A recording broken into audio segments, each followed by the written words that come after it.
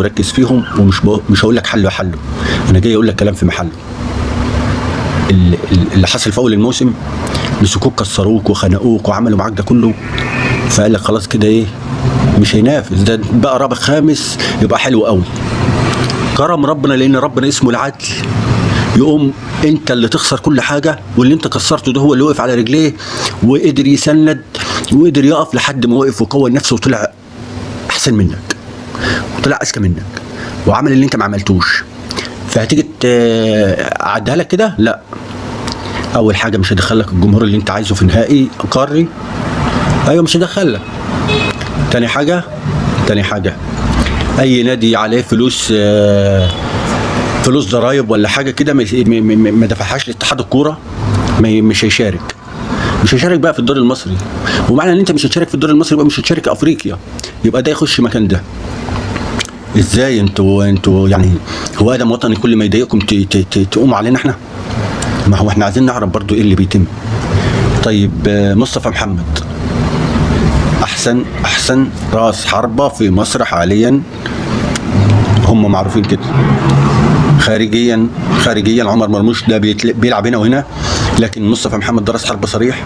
ناصر منسي داخل الدوري المصري راس حربة صريح. الاثنين مش هيروحوا كاس العالم. اسمع مني، الاهلي فاوض مصطفى محمد للنهارده ده اكتر من 12 مره، لحد النهارده ده اكتر من 12 مره، ومصطفى محمد رفض. فهم كده النهارده ده قفلوا مع مصطفى محمد نهائي. مفيش محدش يكلم مع مصطفى محمد تاني في انه يجي الاهلي، عشان انت الفرنسي تقريبا هيهبط. يعملوا ايه بقى؟ هيمنعوا مصطفى محمد من كاس العالم. اسمع مني، هيجيبوا بقى اسامه فيصل، حمزه علاء بتاع برشلونه كده. ما هي هو ده اللي هيتم. طب انت الجنب التاني شايف ادم وطني؟ لا، ما احنا مش واخدين بالنا. طب اتحاد الكوره انتوا فين من العقود دي؟ يعني بيبقى اللاعب في النادي الاهلي بياخد 40 وبياخد 60 وبياخد 100 وبياخد 120 مليون، والعقد في اتحاد الكوره ب 3 مليون. طب ما هو من حقه برضه ادم وطني، ومن حقه اي حد يلعب، وقانون ما هو العقد اهو اللي مسجل في اتحاد الكوره ده هو الشرع. فبيروح ياخد العقد او صوره من العقد ويطلع على اي هيعمل ايه؟ ما هو ده برضه انت بيقول لك ايه، السحر بيتقلب على الساحر. هو كده. فانت لسه واقف على رجليك؟ لا، انا هكسرهم لك، انا همنعك. محدش يقول لي مش ده صدفه. مش صدفه، لا مش صدفه، ده كله ورا بعضيه. لا مش صدفه. هقول لك على حاجه. كان في مره طلع عضو مجلس اداره النادي الاهلي اللي هو كابتن محمد عبد الوهاب، فطلع قال احنا مشينا مين؟ مشينا امن ويل. مشوهم منين؟ من الزمالك. لان في الفتره دي امن ويل اول ما جه كان بيشوط بيشوط صاروخ ويجيب اجوان وكل حاجه. قال لك لا، احنا هيجي بقى كل واحد يعكنن على الاهلاويه شويه. ده طلع ده على التلفزيون، طلع مشوه. ورجعوا بعد كده منعوا الاجانب مصر، ماشي. ورجعوا بعد كده منعوا حراس المرمى الاجانب. كان في واحد اسمه العقباوي او ما عارف، لا كان افريقي، كان بيلعب مع المقاولين. اللاعب ده كان صعب انك تجيب فيه جول. الحارس ده صعب، كان بيتراهن هو واللعيبه اللي يجيب فيه جول. الموسم ده المقاولين خد دوري ابطال افريقيا. فاحنا لا، احنا مش هنديرها رياضه، يا احنا الاول يا ما فيش.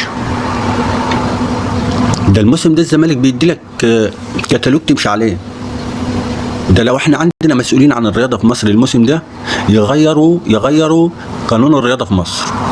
بسبب ايه؟ بسبب الزمالك الموسم ده كشف المنظومه الرياضيه عندنا في مصر.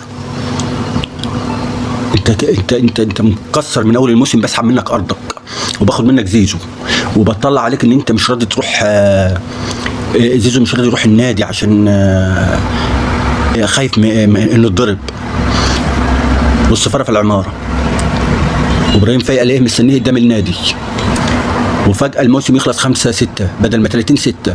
ازاي يا جدعان؟ ده الموسم في اي حته 30-6، لا 5-6 يا جماعه. ما قالوا ديانج الخلود السعودي مش لا احنا عندنا في مصر غير السعوديه، ماشي. هنلعب ماتش الزمالك وبيراميدز نهائي الكاس في 2025 يوم الوقفه ونفطر اللعيبه في الملعب. يا جماعه ازاي؟ ده اللعيبه صايمه وما ينفعش يعني واحد يغمى عليه ولا بتاع في الملعب. لا لا، عشان زيزو ما يقعدش للساعه 12 ويتحسب يوم تاني وما يسافرش مع الاهلي امريكا. لا، ندخل فجاه نلاقي زيزو على قناه مع ابراهيم فايق ويطلع يقول لك لا انا ما مشيش عشان فلوس، انا مشيت عشان بطولات. يطلع علينا يقول لك انت تقابل الزملكاوي تقول له كل سنه وانت كل زيزو وانت طيب.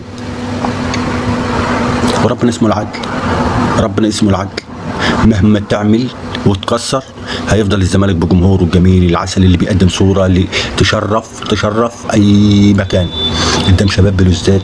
مش هقول لك محليا، مش هقول لك بيتغلب 3 من الاهلي ويسقف، مش هقول لك بيعمل تفاهات والكلام اللي بيعملوه ده هنا. لا، اللوحه اللي عملوها قدام شباب بلوزداد تدرس. لو عندنا مسؤولين في الرياضه في مصر مفيش لاعب ياخد اكتر من مليون جنيه، مفيش مدرب اجنبي يجي مصر، مفيش لاعب اجنبي يجي مصر الا كان بقى فلسطيني ولا عراقي، مفيش حكم اجنبي، مفيش.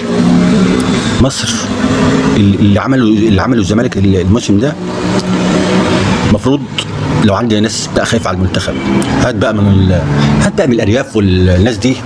لكن ان انت تروح بقى تتكل بقى ان انت هتجيب ده فلان بكم دولار وكم مليون لا عشان تقوي المنتخب اعمل الحاجات دي. منتخب مصر اتفرج على منتخب منتخب المغرب. ليه؟ عشان منتخب المغرب عنده نظام، عنده برامج، عنده كل نادي بياخد حقه.